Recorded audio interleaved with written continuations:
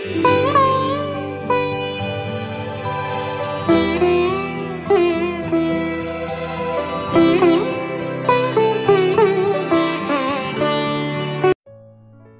বন্ধুরা, আমি পিঙ্কি। অগ্নিসারয় চ্যানেলের নতুন একটা ব্লগে তোমাদের জানাই অনেক স্বাগত।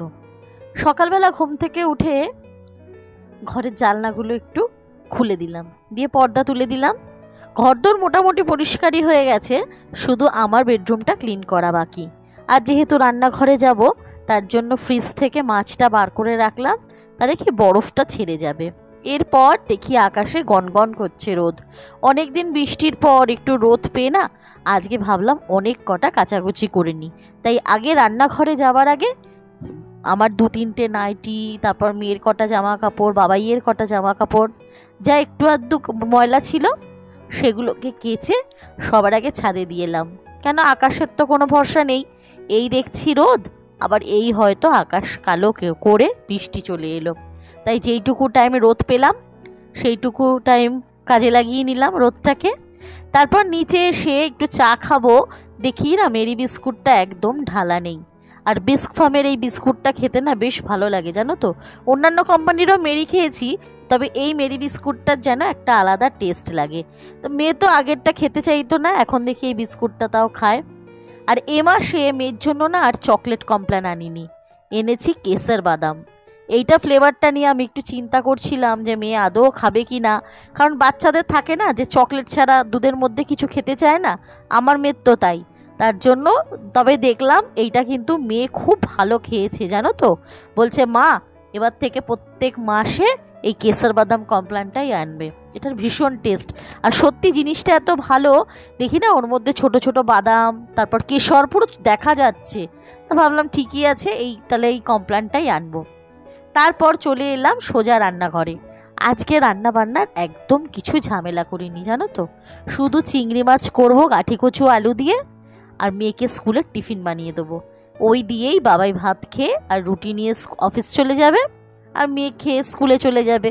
আর আমি একা দুপুরে ওই চিংড়ি মাছ দিয়ে গাঠি কচু আলুর তরকারি দিয়েই হয়ে যাবে। আসলে কালকে যেহেতু সানডে ছিল না, অনেক রান্নাবান্না করেছি। চিকেন ছিল, কিছুটা চিকেন এখনও ফ্রিজে আছে।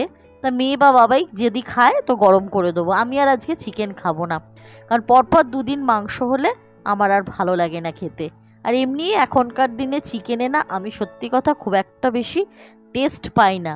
তবু কালকে করেছিলাম দহি চিকেন, তো এই চিকেনটাই বেশ কিছুটা রেখে দিলাম। আর দেখো গাঠি কচু দিয়ে চিংড়ি মাছটা কিন্তু আমার রেডিও হয়ে গেল।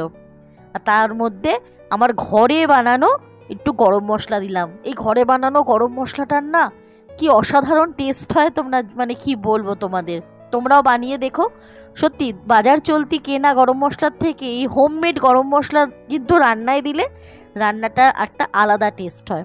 আর ওই যে বললাম মেয়ের জন্য স্কুলের টিফিন বানাবো, মেয়েকে আজকে স্কুলে বানিয়ে দিলাম আলুর পরোটা। ওর অনেক দিন ধরেই বায়না ছিল, তাই এটা একটু সময় সাপেক্ষ টিফিন বলে আমি বললাম যে যেদিন আমি বাড়িতে কম রান্নাবান্না করব, তোরা রাজি থাকবি, সেই দিনই কিন্তু তাহলে আলুর পরোটাটা করে দেয়া যাবে। 3টে আলুর পরোটা করছি, 2টো মেয়েকে দিয়ে দেবো, আর একটা বাবাই আর আমি একটু টেস্ট করব। কেন সকালবেলা যেহেতু আমি টিফিনে ভাত খাই, আমার এসব লুচি পরোটা না একদম ভালো লাগে না। তবু বাড়িতে একটা নতুন জিনিস করছি, বাবাইকে বললাম বাবাই তুমি অর্ধেক খাও, আমি অর্ধেক খেয়ে টেস্ট করি।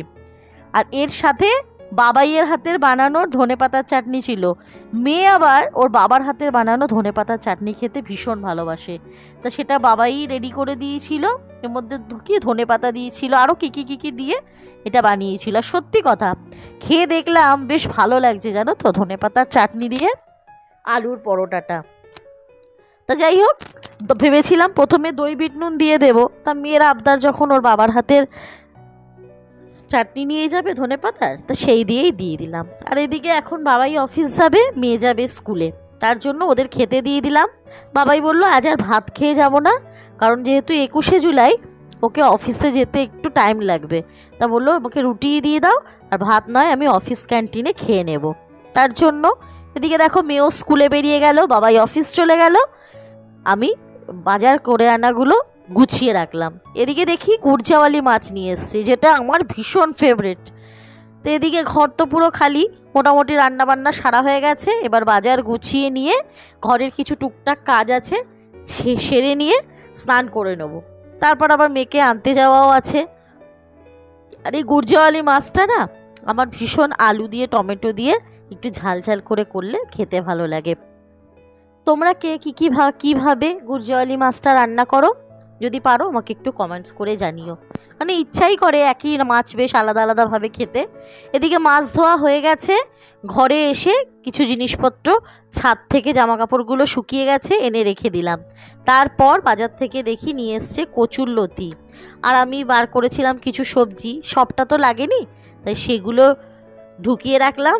আর এদিকে টমেটোগুলো ফ্রিজে রেখে দিলাম, কারণ বর্ষাকাল ঠিকই কিন্তু বৃষ্টি না হলেই যা গরম পড়ছে ফ্রিজের বাইরে কোনো সবজি রাখা দায়, তাহলেই যেন একটু জল ছেড়ে একটু পচে যাচ্ছে।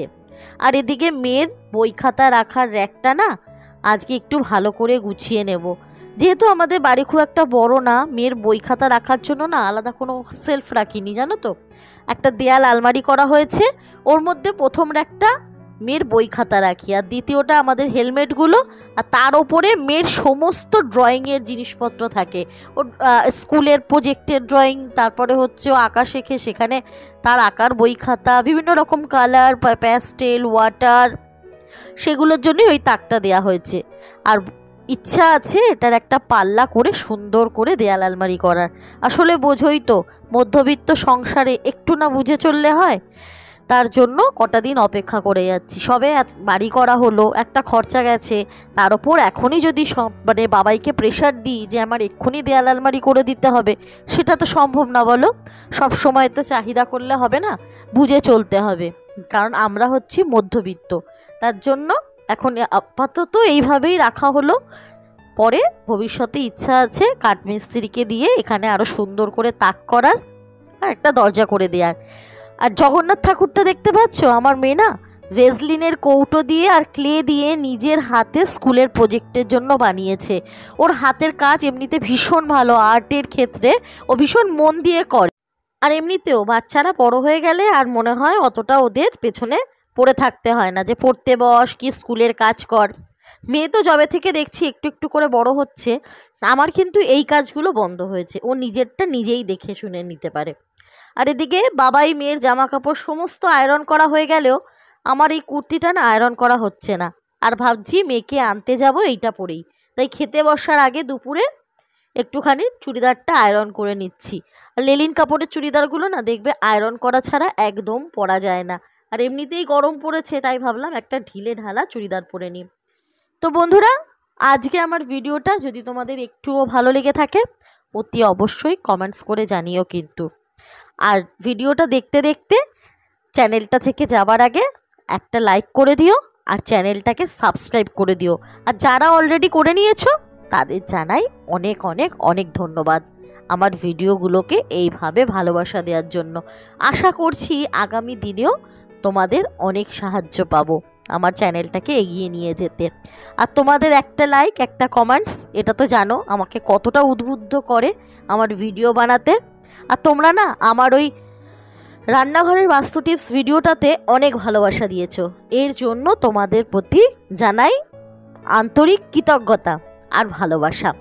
এইভাবেই তোমাদের আশীর্বাদপূর্ণ হাত রেখো আমার মাথায়। আজ তবে আসি, সবাই খুব ভালো থেকো, সুস্থ থেকো, দেখা হচ্ছে পরের ব্লগে। টাটা।